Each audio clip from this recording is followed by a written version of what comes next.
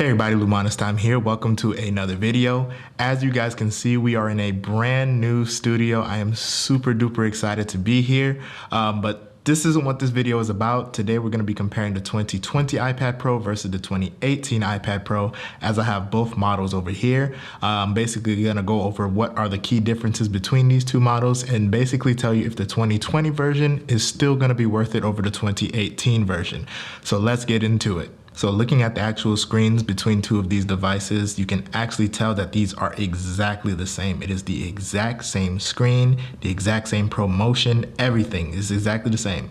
I would say that the only difference between these two devices is that this one is going to be on iOS 14 and this one's on iOS 13.5. But other than that, both of these devices are exactly the same screen-wise. So there's not going to be any difference there.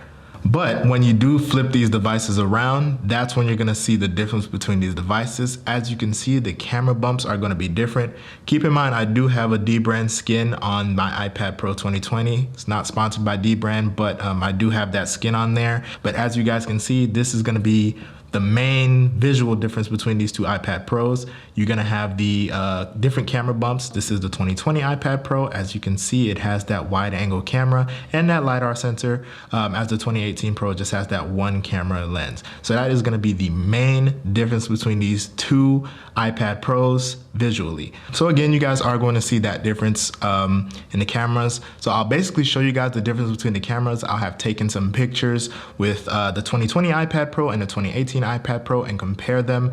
For the most part, the pictures are going to look the same, but the 2020 iPad Pro does have that wide angle camera, which will give you a lot more room. Like, let's say if you want to take a picture of a board or something, that's what you would do. I mean, granted, I'm not really that much of an iPad Pro photographer, so it's not really that big of a deal for me, but I am noting that, you know, that wide angle camera is there and it is a nice addition.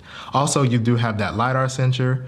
LiDAR stands for light detection and ranging. It's basically going to allow you to basically tell how far an object is. So that's really good for something like the Measure app or AR, stuff like that. Again, it's not really something that I'm going to use on a daily basis, but I am just going to report that it is there. So when it comes to performance, there also isn't a huge difference between these two devices. These are both 512 gigabyte devices. The 2018 iPad Pro has 4 gigs of RAM as opposed to the 2020 iPad Pro that has 6 gigs of RAM. That is going to be one of the additions for the 2020 iPad Pro, as they all have 6 gigs of RAM throughout, and the 2018 iPad Pros, only the 1 terabyte models have 6 gigs of RAM. So you are going to see a little bit better performance on that aspect, like when it comes to like tabs and stuff like that, or running multiple programs at once.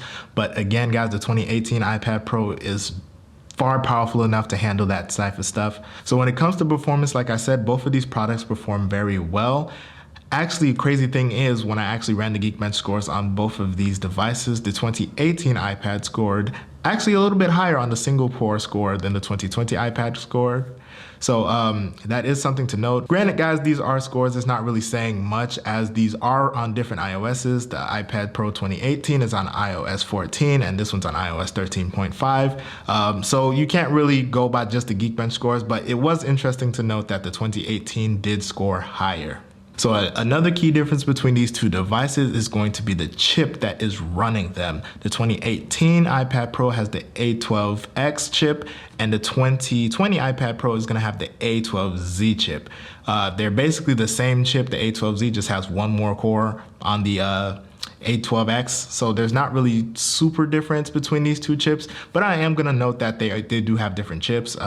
As we can see in the most recent keynote, they were running basically Mac OS on the A12Z chip, so that was pretty interesting to see. Maybe in the future we can probably have Mac OS on the iPad Pro. Don't count on it, but you know, it is cool to see that the A12Z is capable of handling Mac OS. But that is going to be another difference. So in conclusion, guys, those are going to be some of the main differences between the 2018 iPad Pro and the 2020 iPad Pro. And as you guys can see, it is not a lot of differences. So with that being said, is the 2020 iPad Pro worth it over the 2018? Honestly, guys, it just really depends. For me, I believe that it is worth it because I'm a content creator. So obviously, if I'm reviewing cases and stuff for the 2020 iPad Pro, it makes sense that I'm reviewing it on the 2020 iPad Pro. But for most people, I do believe the 2018 iPad Pro is still going to be the better value. Obviously, guys, price comes into effect. If you guys can get a 2020 iPad Pro for a slick deal, or if the 2018 iPad Pros aren't really being sold at much of a discount, then obviously, yes, the 2020 iPad Pro is going to be worth it. It's going to be a worthy buy. If you're coming from a device that is older than the 2018 iPad Pro, then yes, the 2020 iPad Pro will be worth it. The 2020 iPad Pro is more future-proof with that LiDAR sensor, but as we all know, there's not really much that we can do with LiDAR at the moment besides like the Measure app, which I mean, nobody's really using the Measure app, especially on the iPad Pro. The wide angle camera is a nice addition, but I mean, if you're anything like me, you don't really take pictures with your iPad Pro to begin with. So the 2020 iPad Pro, in my opinion, is a great device, but the 2018 iPad Pro was just way before its time. So it is still relevant in today's time. You can still buy the 2018 iPad Pro and be perfectly fine. Either way, you're still gonna have a great device, but I'm just basically giving the main differences between the 2020 iPad Pro and the 2018 iPad Pro. So if you guys did like this video, go ahead and give me a thumbs up, subscribe to my channel, and hit that little bell notification so you don't miss any videos. Also, guys, let me know your thoughts on this. Do you think the 2020 iPad Pro is worth it over the 2018? Let me know, guys. So with that being said, guys, this is Lumana's time. I hope you guys enjoyed this video, and I'm out. Peace.